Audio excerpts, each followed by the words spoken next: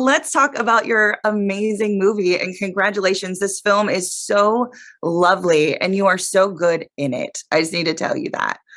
So tell Thank me, you when so much. you came across, Honestly, oh, go ahead.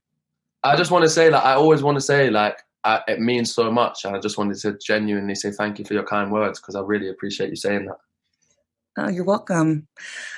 Tell me about this project and what was it about first love that made you want to say yes?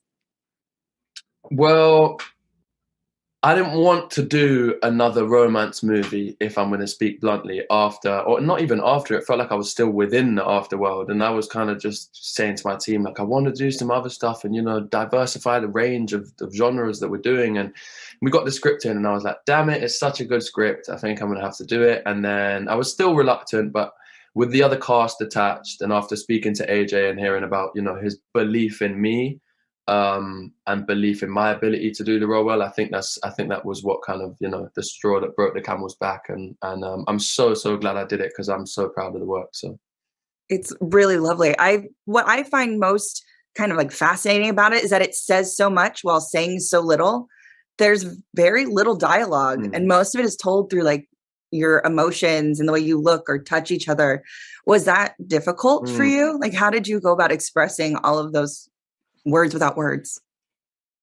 Yeah, that's such an interesting question. I completely agree with you, and I can understand why it would seem challenging. And I think if I looked at it in that way beforehand, I would have felt like it was a massive challenge. But I feel like because the story is so real and true and wholesome, you don't need to say much. The storyline allows for your emotions to be explained to the audience. They know how you're feeling. You don't have to, use pointless kind of excessive dialogue to explain everything. It's really a beautiful script. Credit to AJ. So he did the work. He made it easier for us in that sense. But no, I do really enjoy being able to act through physicality rather than, pointless exposition that you get sometimes. So. Talk to me about Jim. He is very different, I think, than your character in After for you.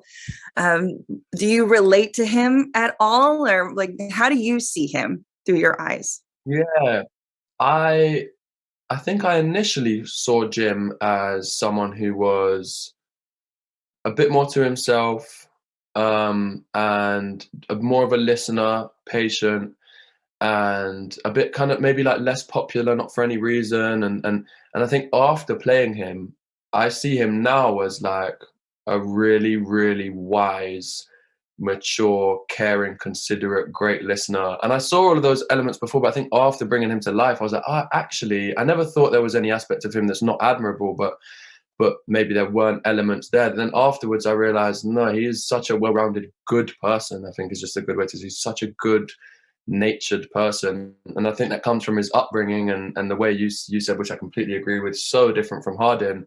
And you can see Hardin's upbringing obviously completely different as well. And the way that in real life, the true nature of your upbringing affecting how you are as a person is I love how true both of those relationships, I mean, both of those situations that they have are, and I love the idea of playing someone so different from Hardin after playing him 4 times.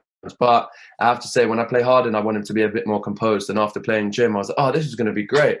And then I found myself 2 days in that, oh, I want to punch my dad and throw a lamp against the wall and be a bit more like Hardin. So the grass is always greener. The grass is always greener. Do you relate to Jim at all, or did you learn something about yourself while playing him? Yeah, I think I need to learn. And it's different. It's funny with interviews because you're obviously required to talk a lot, but I'm a waffler. I can just drone on and my words can just get in front of me. And I think Jim is so Okay. good at being so concise and listening and more than talking, and only talking or acting and putting things out there when he really feels it's right. I think he's such a patient, wise, calculated person, and I would love to be a bit more like that. So I feel like I sit somewhere comfortably in the middle of Hardin and Jim, and I like take little bits that I want from each of them. So this movie is obviously about first love, as well as I love the juxtaposition of the parents because they're also a first love, but on the other end of the spectrum. And what do you think it is about that type of love and our first loves, as I say that like for the 12th time, that affects us all so deeply in kind of our life and in. Do you know what I feel like? when you're young, majority of your emotions and understanding kind of come not at once, but they kind of all come as you grow up. You're aware of it. You can figure it out quite quickly while you're very young. And then I feel like the element of like love and attraction and relationship comes quite later, when you already feel like, I'm a teenager now, I know everything, and then you're in this point where, like, when you're at school doing exams and like everything feels like the end of the world. I feel like, I don't know, you also mentioned about the juxtaposition between the two, and juxtaposing first love and how high the stakes are there, but then equally the stakes are so high when you've been in love with your first love for so long, but then there's a spanner in the works and you need to try and maintain that relationship. So again, I'm waffling, but yeah, I think the whole approach AJ took with the script to portraying relationships and juxtaposing and putting side by side the two different relationships, it almost feels like a constant loop that everyone can relate to in some way. And yeah, it feels like that. It feels like because Greg and Kay were, each other's essentially first love as well. It's a really kind of like, it feels like, and I don't want to encourage anyone to think that's the only person out there for them, but it does feel like the film really portrays the beauty of a first love if you can make it work, essentially. I agree. Now, talk to me about working with Sydney. Sydney is amazing in this as well. Was this the first time you two worked together? Was there a chemistry read? Like, talk about the first, like, all of the goodies of working with Sydney. Yeah, it was annoying. Me and Sydney met like instantly. It felt like we met and then filmed the next scene straight away. We did not get much time at all to get to know each other, but we got lucky because we get on really well. I have nothing but great things to say about Sydney. She's not only a great actor, as everyone knows who watches, but she's just such a fun person to be around, who's always so positive. Even when we've got a massive day ahead of us, I'll secretly probably be a bit grumpy, or not so secretly, probably be quite bad at hiding the fact that I'm, apprehensive. And she's just feels like she's done it a million times before. She knows she's going to smash it. She's in a good mood. And that kind of confidence and happiness and not taking everything so seriously kind of just has a domino effect on everyone else in the crew, including me. So yeah, real pleasure working with Sydney. She's great. I love it. Did you have a favorite scene that you guys shot together?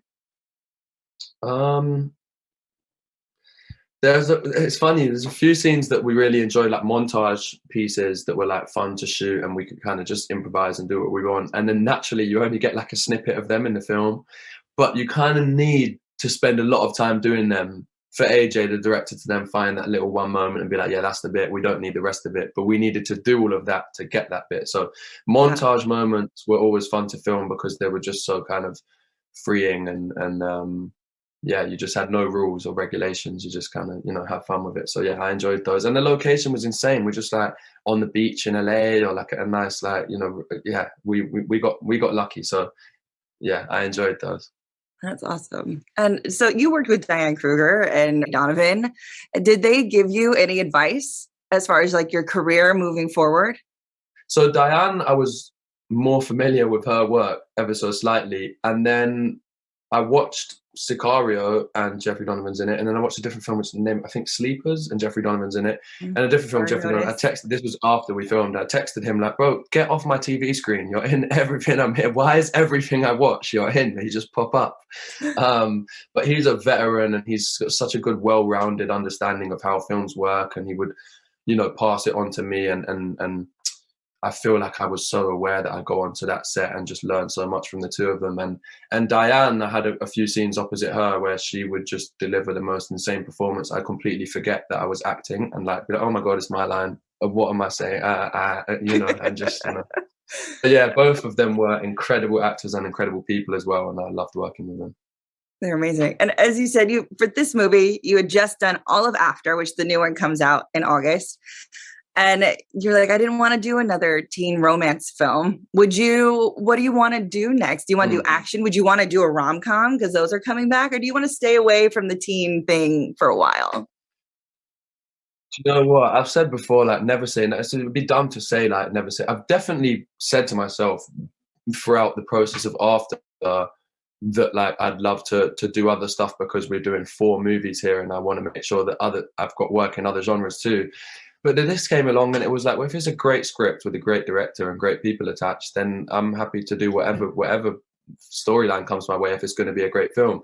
Having said that, I would love to not necessarily just move away from romance, but yeah, do some more kind of gritty crime thriller, you know, boisterous, high stakes, you know.